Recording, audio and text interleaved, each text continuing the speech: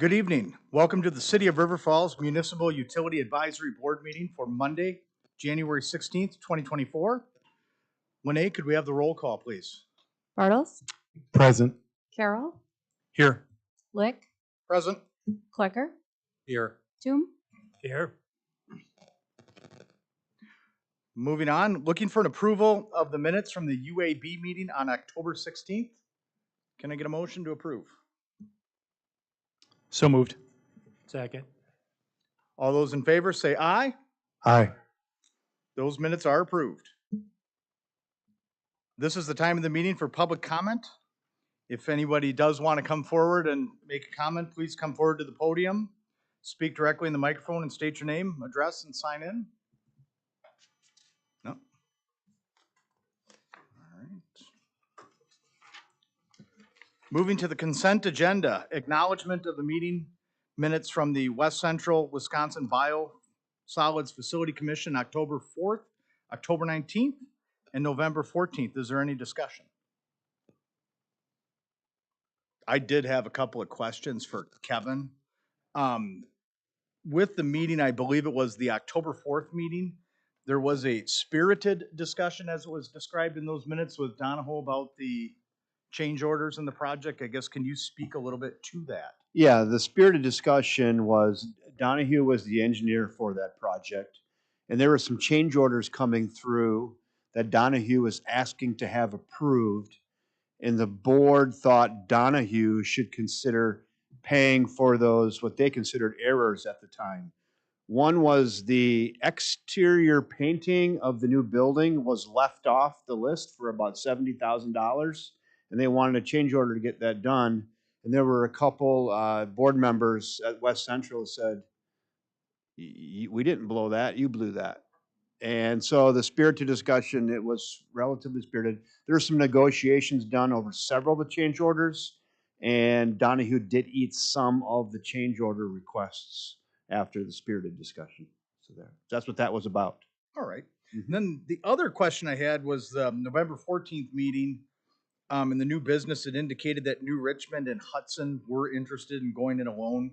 I guess, can you expand sort of what that means? Sure. So NOAA with New Richmond, Noah Wiedenfeld with New Richmond did indicate publicly at that board meeting that New Richmond was evaluating putting in their own separate dryer and leaving West Central, which then the follow-up question was, how do you get out of your contract that you have with us?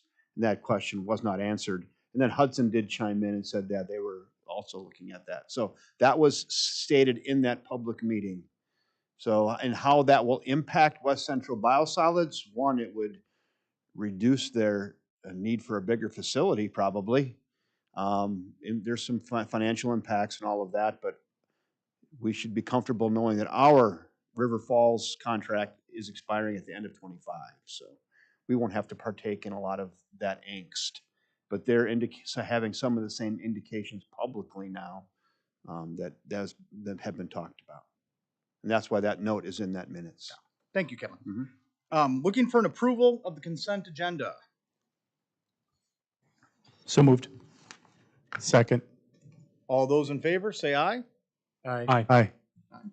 The consent agenda is approved. Moving on to new business, item number 3, the election of the Utility Advisory Board officers. Yeah, I'll just give a little background. So Kellen Wells Mangold gave his resignation. He said he has other obligations, so he is off the board. He was our chair. Chris was vice chair.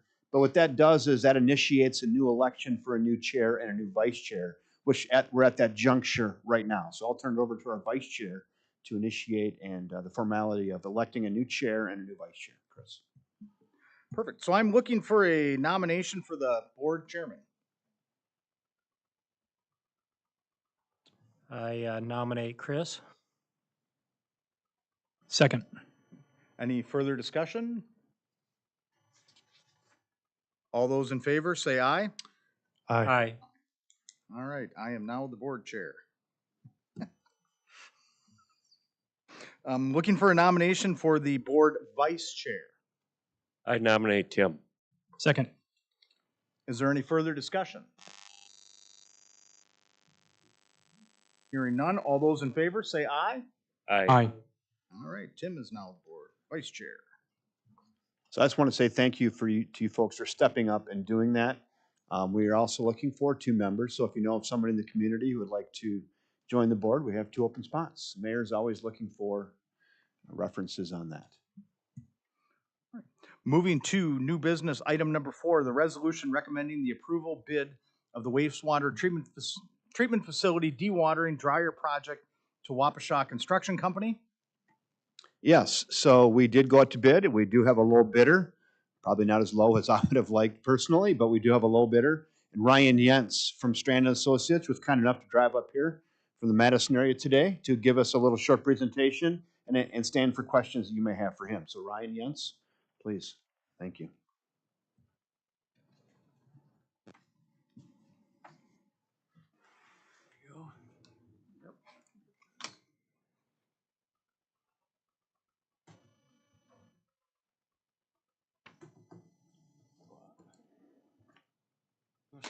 Great. Thank you. Thank you, Kevin, for having me, and thank you, Utility Board, for being involved in the process from planning to design. This has been a project that's been in the works since 2019, so we were excited to get this project bid and moving forward. As Kevin mentioned, this is for the wastewater treatment facility, the Biosolids Dewatering and Dryer Edition, coming forth from that West Central Biosolids withdrawal of the contract that was mentioned in the minutes earlier. First thing that I want to talk about today is just an overview of the project site plan. Shown on the screen here is the wastewater treatment facility. One large change from the last time that I would have presented to you guys, or that was identified in the planning document, was the construction of a new building in lieu of reusing the existing biosolids building right here. The purpose of that decision was to, one, have more space for the operators to operate this equipment. Constructability was a big concern. I'm showing some overhead power lines that are adjacent to the existing biosolids building right here. There was discussion in the planning period of constructing an addition underneath those power lines that were also owned by River Falls, something that previous staff might have been comfortable with, but from a construction standpoint and the new staff didn't think that was necessarily the best idea. Whenever we're dealing with a retrofit, there can be concerns with unknowns as well as fire protection codes with different wastewater processes that are in the building. Operability, the operator Bill Swenson, he was pretty adamant about keeping the thickening process that's located in here, which was going to be abandoned. And then the last thing was for future planning. This building is sized for expansion further than the 20-year mark, which was not going to be possible in what was identified in the plan the last time that I was presenting in front of you guys. So what we're showing on this plan is the new dryer building. It's about a 5,500 square foot building.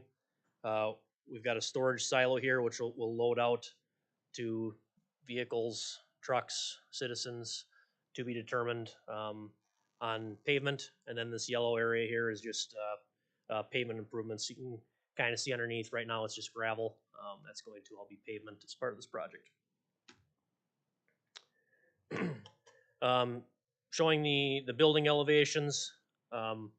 We went with a pre-engineered metal building to save costs compared to some of the buildings at the wastewater facility are brick and block masonry buildings. Being that this is a large, building, this is going to be the biggest building at the treatment plant right now at 5,500 square feet, and it's also relatively tall. It's close to 30 feet in height. Couple of staff decisions that were involved in the elevation view was to have a relatively short but still some masonry facade towards the bottom, as well as some windows, at least on the faces that are going to be facing the main area. And then a number of man doors and overhead doors around the base. Only thing I wanted to point out on this side is just the silo. So this is just going to look like a silo that a lot of you guys have probably seen in the grain silo or anything driving around county roads or interstate and whatnot. But that's also going to be close to that 30 feet in height. We did take into consideration, the treatment plant is on a bit of a hill, so we don't believe that it's going to be sticking out like an eyesore or anything like that relative to like similar to a water tower or something. Not that those are eyesores, but I know there's some community development near the treatment facility that was taken into account. Yeah, bottom of the hill. At the bottom, yeah. We did receive 3 bids, which we were happy about. That indicates a relatively competitive bid market. The 3 bids are shown here. Wapasha Construction Company, who was the low bidder, was a little bit under $8.6 million, and the second lowest bidder was Market and Johnson, a little bit like $8.8 million. So those 2 low bids were within 3%, which we consider very competitive. We did get a 3rd bid from August Winter and Sons, who's a little bit larger contractor. They were significantly high at $10.8 million. Receiving those 3 bids provides confidence to everybody that we're getting a relatively competitive number. Obviously, worst case scenario would be we got 1 bid and it was the August Winters bid number, at which point you would have to seriously consider rejecting those bids. We are in a volatile bidding climate. There's a lot of unknowns. This is a 2-year construction project, or 18 months at least. This project spanned from planning to design from 2019 through COVID into 2024. There's a lot of influx of funding in public infrastructure that leads to some potential concerns in the bidding climate. But we were fortunate to get 3 there. Also wanted to note that Wapasha Construction was the low bidder on the previous River Falls wastewater project, the aeration improvements project, which was also a project that Strand was involved in. So some familiarity between Wapasha Construction, City of River Falls, the treatment facility staff, and Strand is also comforting. And a project we're satisfied with Wapasha. Correct. Does anybody have any questions about the project in general? What, you're putting up a pre-engineered steel building, what brand is it? Like a Balin or a Butler or sort of what's going American on? Buildings. American Buildings? Yep. Okay. I guess I'm just a little bit taken aback. I'm a business owner and I've actually got a building out to bid right now, 10,000 square foot. It's nowhere near this kind of money for a pre-engineered building.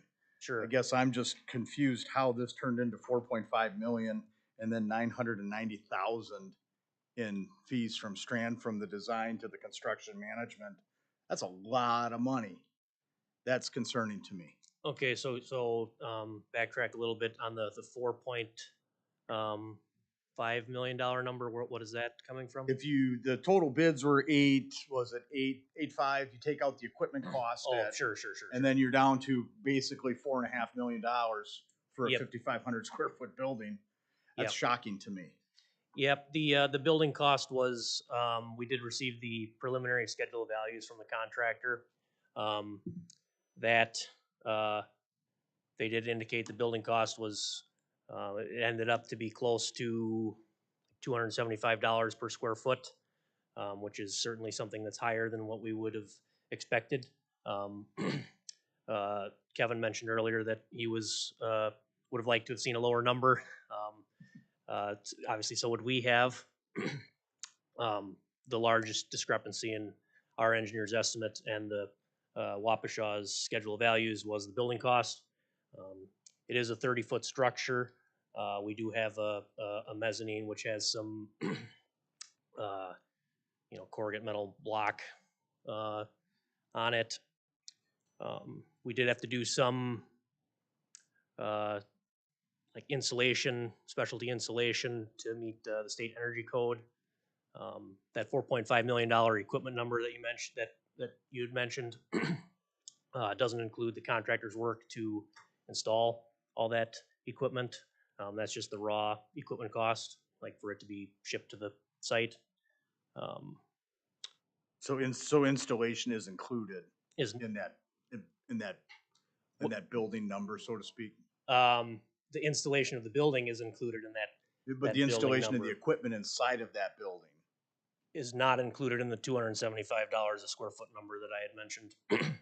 But it is included in the amount of the 8.6 less the $4 million in equipment that you mentioned.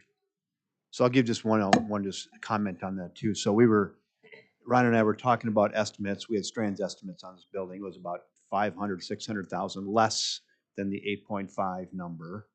And then we were waiting to get the schedule of values to see where we're off, because I know Ryan's always anxious to go, where did we miss this? And we were thinking 800,000 to $1 million for the building, and it's closer to $1.5 million. So Correct. this delta of the way the numbers came in compared to our estimate is in that building number from the schedule of values, from what I can understand, if I'm reading that correctly, Ryan. That's correct. And the only other thing I'd add is just that, the schedule of values is a little bit of a swag by the contractors at the time. I believe, I'm convinced if we asked Market and Johnson for their schedule of values, they, their building might be 1, it could be 2. You're not going to end up with the same cost for every line item. That's one of the unfortunate aspects of a lump sum project compared to a unit price. Your other estimates were all in a pretty acceptable range. The building was the differentiator in that estimate. Yep. Our preliminary estimate to what came in on bid. Correct. The estimate or the schedule of values number is closer to what we would have expected out of a brick and block masonry building compared to a steel one.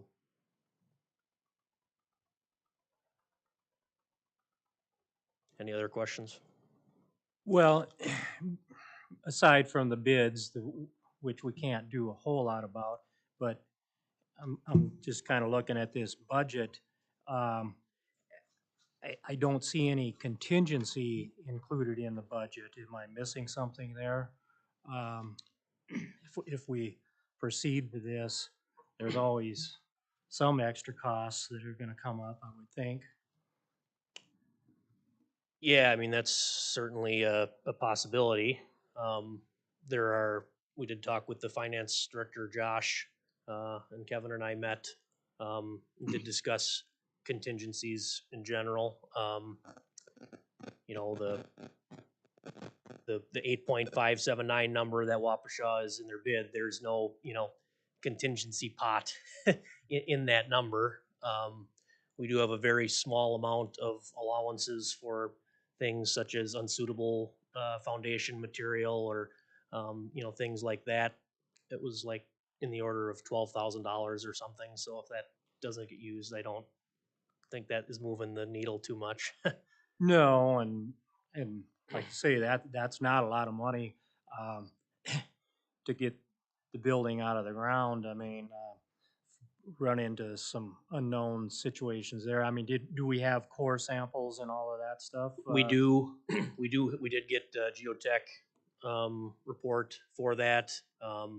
One of the one of the positive things I would say of that new building decision compared to the retrofit is a lot fewer chances for unknowns in the construction side of things. It is a very clean installation, which I think promoted the competitive bidding market with 3 contractors interested.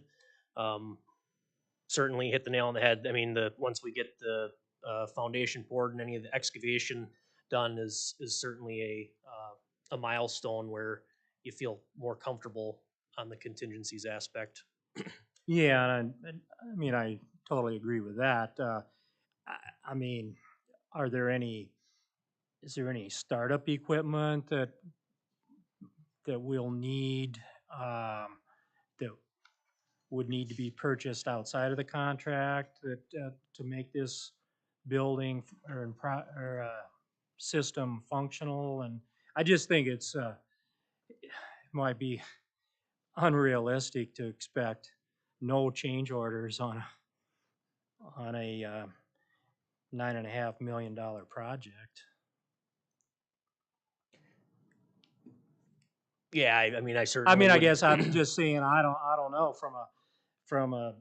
from the utility standpoint, if something comes up, I mean, do we have any wiggle room that, how we're gonna deal with that? Because, I just can't imagine that something won't come up. So on that note, Ryan and I talked about this too. One thing, I'm gonna try to get ahead of it immediately. You know, I don't know why I haven't talked to Wapasha yet, and I don't know if they're watching this tonight or not, but, you know, right away, I'm gonna try to get them on. We have fill at Man Valley that might be acceptable fill for the fill we have to bring in there. So I'm gonna try immediately to see if we can use some of that fill to get ahead of it. Maybe to save 40, 50,000 out of the shoot, you know, maybe. Again, not big numbers, but, so I'm gonna be doing that all the way along to see if there's ways for us to at least try to get ahead of it in anticipation of some change orders. I don't know if that's actually gonna happen, but we're gonna try. Because I'm sensitive to that too as well, so. yeah, I mean, I think everybody involved in the project, from the on-site staff from the city, Kevin, myself, Wapasha Construction, we're gonna have to all work together to really minimize any change orders. Obviously, we're gonna hope to be in the negative. Yeah. That's obviously easier said than done. The last aeration project that we did with you guys did fortunately end up less than the contract value. That was about a $2 million project, so certainly not a $8.5 million one, but you know, yeah, that is definitely something to consider. You know, the typical wastewater loan program that the city's not doing, the state revolving fund, clean water fund program, they they require anybody that's using that program to use a 5% to take out a loan that's 5% higher than what the contract price is as a allocation for change orders.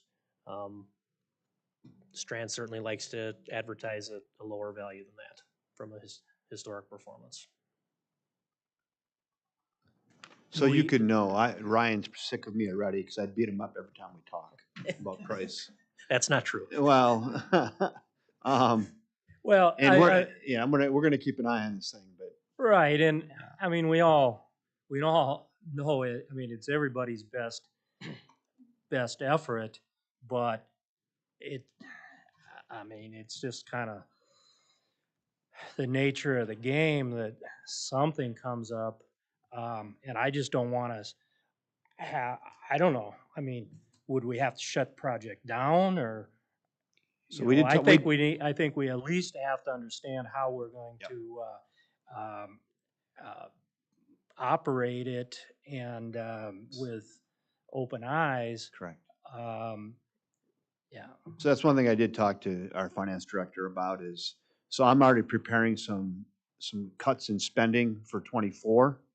I had $175,000 for sewer lining for '24. I'm gonna postpone that 1 year. It's just to have potentially some money available just for that reason. So I don't want to be in a pinch. So I am looking at the bottom line, making sure we have money so our budget balances, and I'm making adjustments internally too, just in case, Tim, just for that reason, because I'm feeling some of the same things you're feeling. Somewhat comfortable knowing that half the costs are in the equipment, which is already a sunk cost. That's not really a change order cost, but there could be some electrical or plumbing. You know, I guess it wouldn't surprise me to have 50 to 100,000 in change order. I'm sure, hope not, but you know, I don't think that's going to break us because I'm trying to get some contingencies internally in my books to make sure we can handle that. Right. Do we have a list of subcontractors at all? We do. We do. Are they relatively known quantities? I mean, have experience with them? The electrical subcontractor is the same electrical subcontractor that worked with Wapasha, Strand, the city on the aeration project.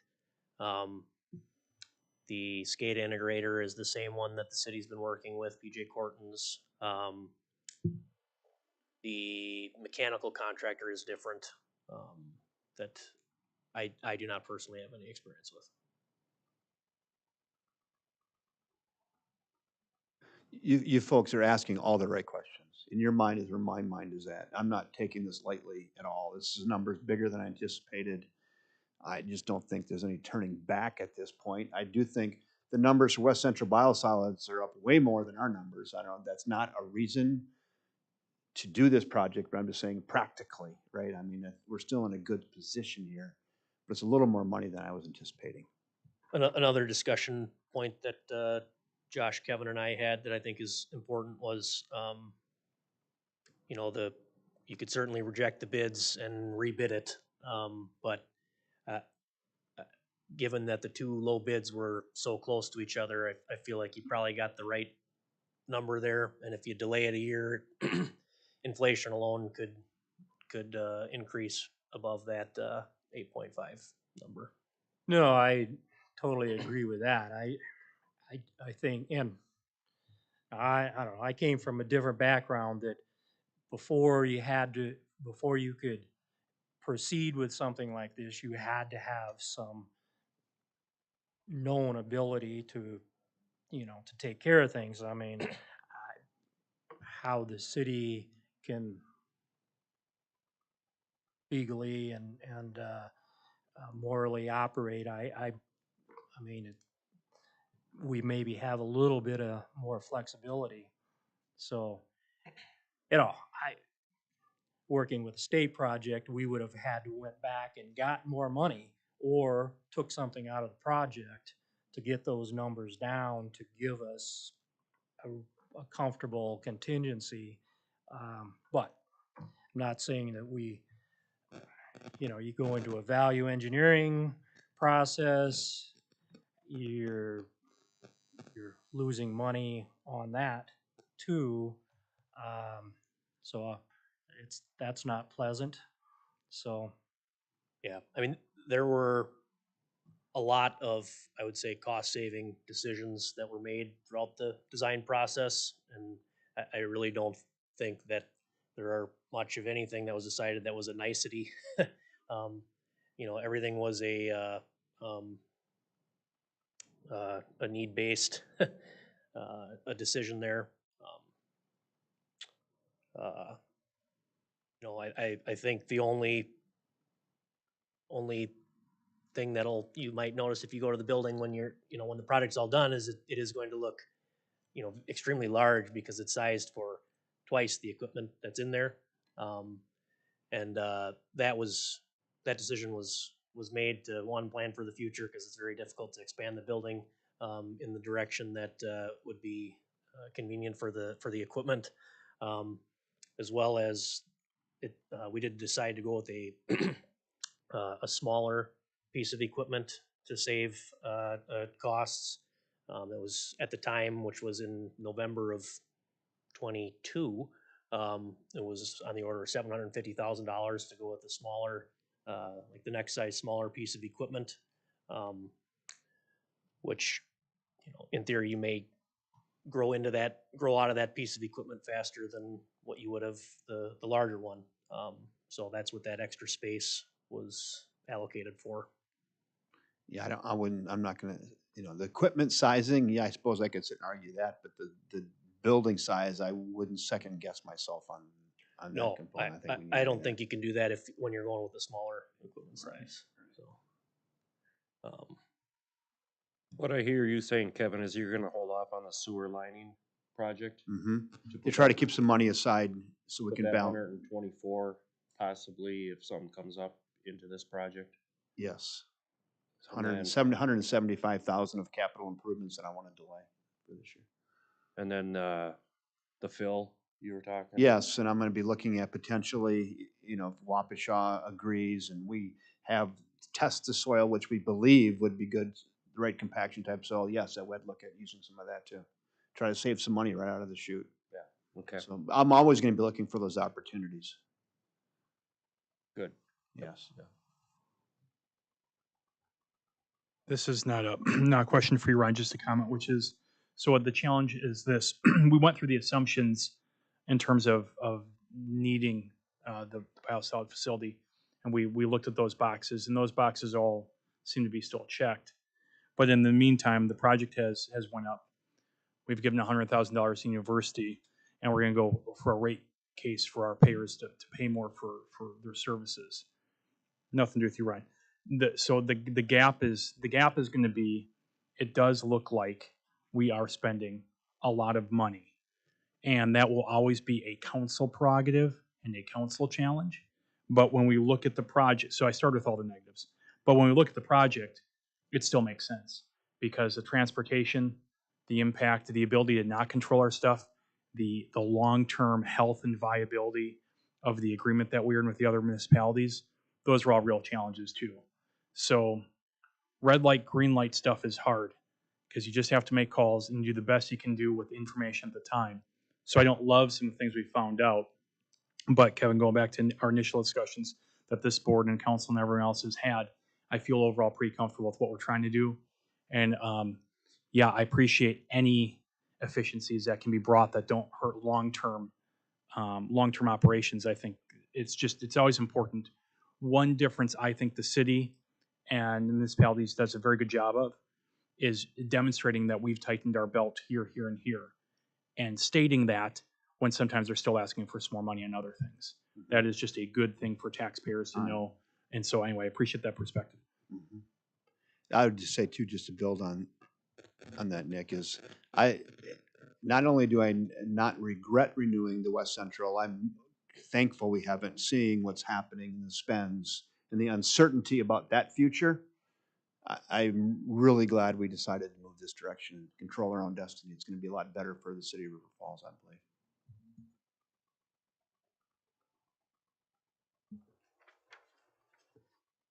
Anybody else?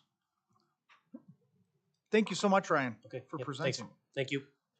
So with that, looking for an approval for the resolution. I'll make a motion for approval. Second. Is there any further discussion? I will just dovetail with what everybody else said too. With I think even though the costs here are a little staggering to me, I think with what's going on with West Central Biosolids, I think it's probably a wise decision because that could be money being spent with West Central that's completely out of our control. So I think this probably, it's more than we want, but I think it's probably the right thing to do at this point. So all those in favor, say aye. Aye. The resolution passes. Okay. Moving on to new business, item number 5 is the resolution recommending approval utility locating services contract. This one's a little more fun. Our bids came in low, less money than last year. So our Public Works Director, Erica Ellefson, is here to give a short presentation on our bidding process for locating services for our utilities in the city of River Falls. Erica, thanks for coming tonight. Not quite as tall, so I better bring this down.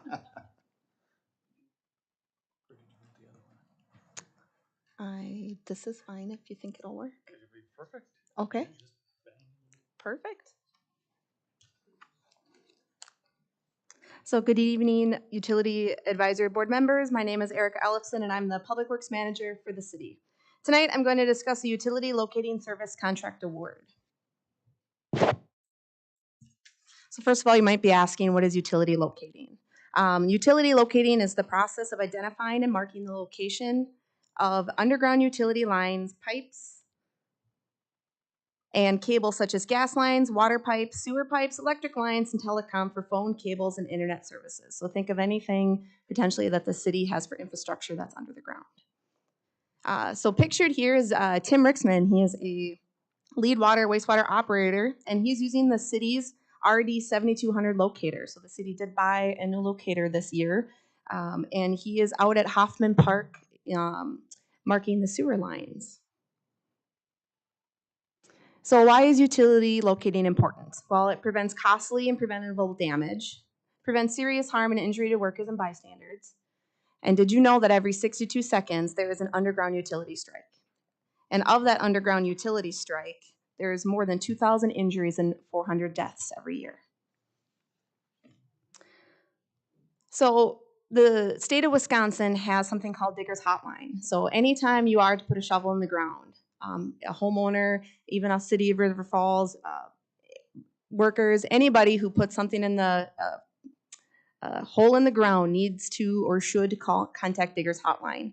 So Digger's Hotline is requires that you notify, the state of Wisconsin statute requires that you notify Digger's Hotline at least 3 days before you excavate, grade, trench, dig, drill, auger, tunnel, scrape, plow, cable, or pipe. That is direct from the Wisconsin state statute.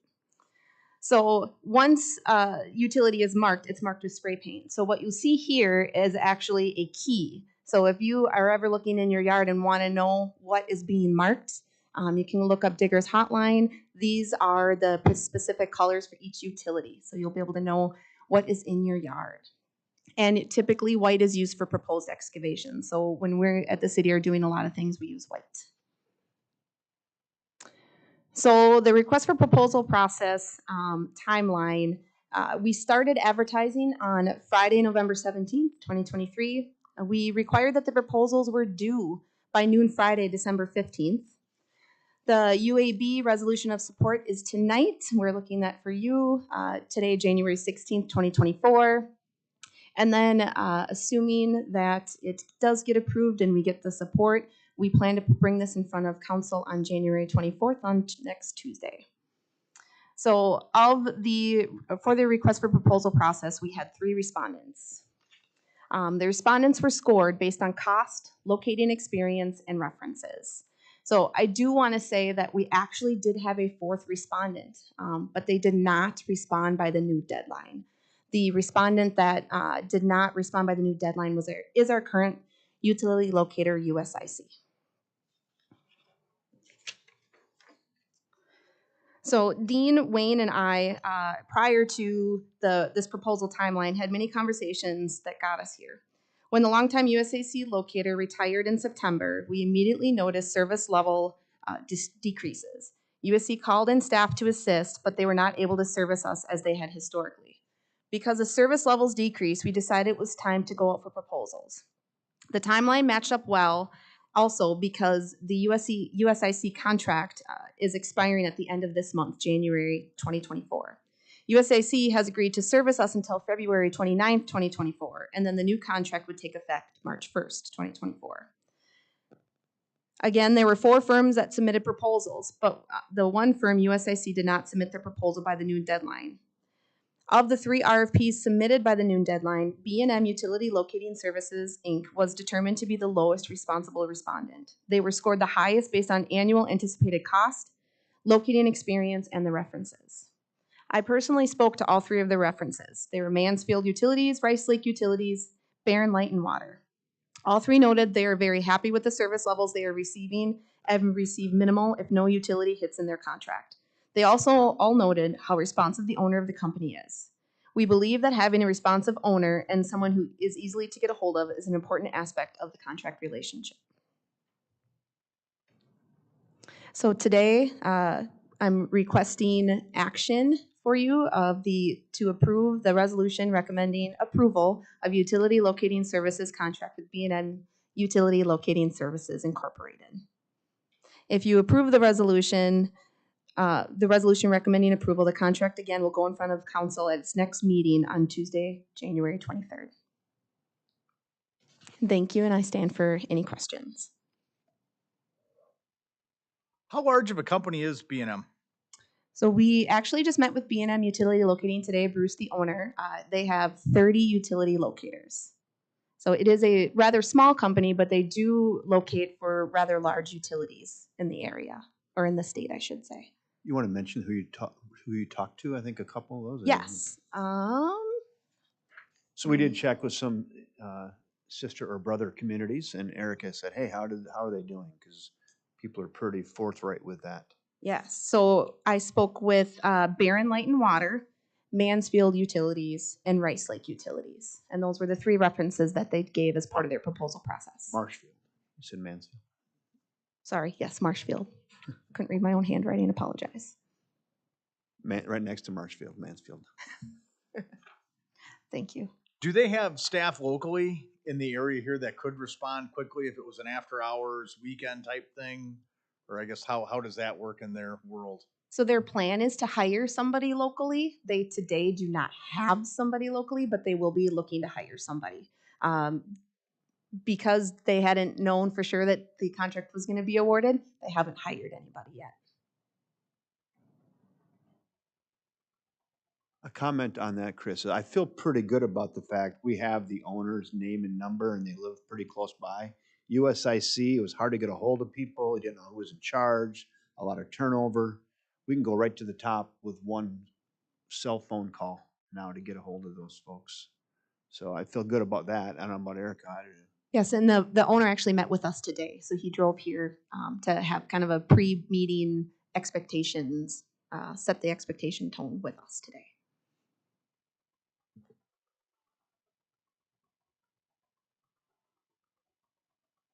Does anybody else have anything to add?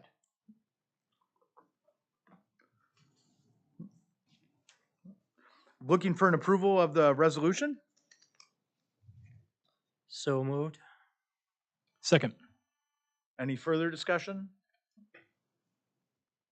All those in favor, say aye. Aye. Aye. Motion passes. Thank you. All right, thank you, Erica. Thank you, Erica. Moving on to the report section. Kevin? Yeah, we'll have so Amy Peterson was going to come tonight and give us a report on the U.S. Army Corps, and she called me this morning. She is sick, so she is not with us today. Lene did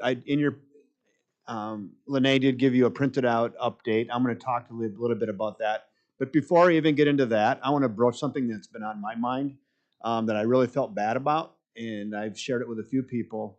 I know there was a work session for the city council with the U.S. Army Corps of Engineers, and it was not a joint work session. That discussion never came up with Amy, so that wasn't a deal. But I feel bad that I didn't remind you about that work session that the Army Corps came and presented.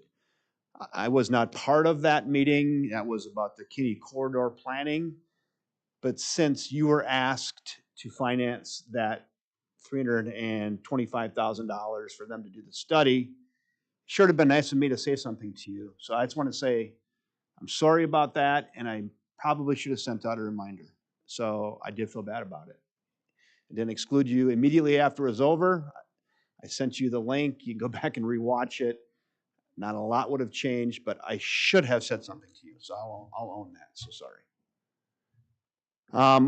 With that said, so there was some good news the other day. The KCC presented a check for $62,500 on top of the $100,000 that they've already contributed. So they have paid their half of the $325,000 for the feasibility study. So the KCC is paid up, and we should all be very thankful for that. I know I am, and good job, KCC. And that feasibility study continues. And then Amy sent about a 4 or 5 page memo if you want to check up with that. There'll be some public sessions coming up later in 24. So that's what I know. Does anybody have any questions about that? They're proceeding. They had several scenarios. Council didn't vote on anything. They listened, kind of gave a head nod. Fairly mutual agreement, not 100%, and they're going to continue on with their study and feasibility. So that's where that's at. That's what I have for the Army Corps update. Finance report, would you like some finance? I have the financials through November. Here, I actually have December's, but I want to read the revenues and expenses through November, which I have. All utilities are in really good shape this year.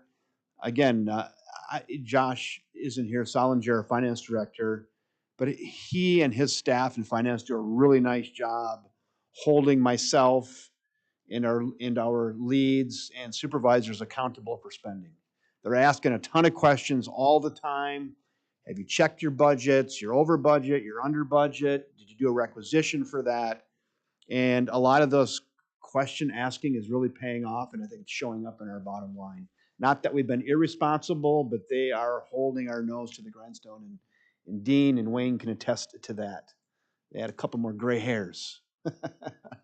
But numbers look good. So through November for electric, total revenues $15,708,000, expenditures $13,805,000, for a $1.9 million net on that. Those numbers do level off as we get to the end of the year, but looking good there. For water, revenues $2.581 million, expenses $1.964 million. So again, we're keeping expenses below revenues to the tune of about $617,000.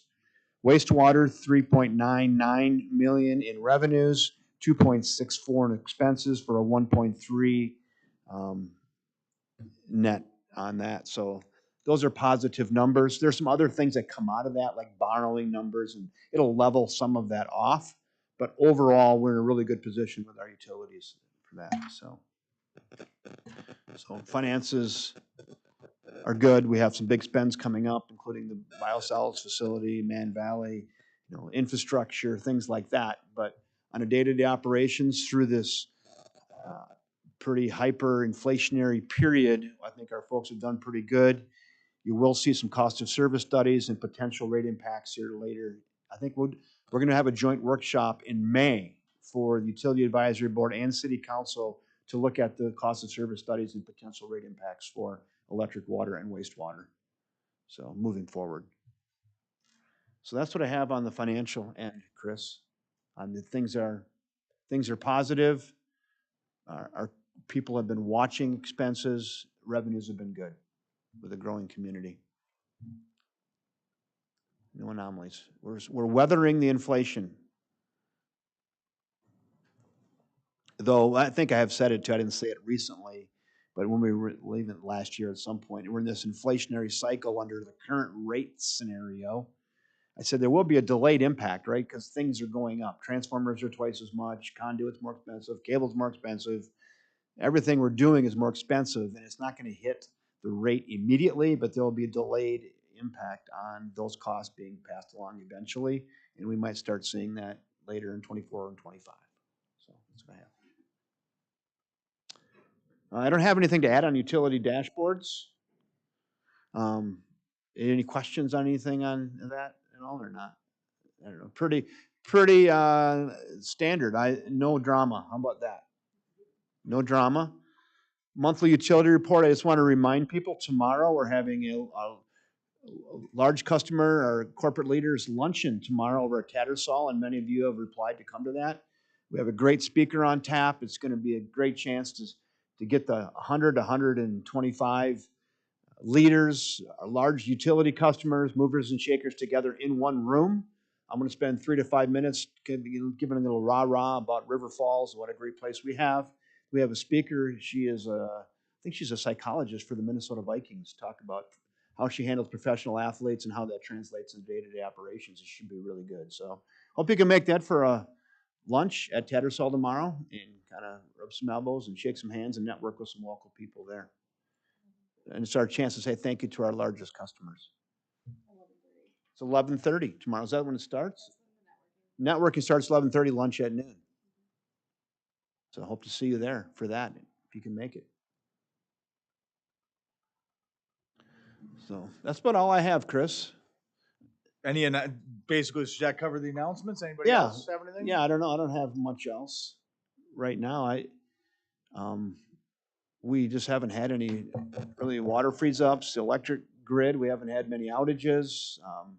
I'm just jinxing the heck out of it right there. We haven't missed this field goal in 6 months. Shank. So, no, but things are good. I would say, I should maybe say this too that we added. So we've had on 7-day-a-week, 24-hour on-call person for electric. Then we started that in water, wastewater. We now have that at Public Works as of January 1. So we have a Public Works person on call 24 hours, 7 days a week. Street light gets hit. We need barricades for an accident.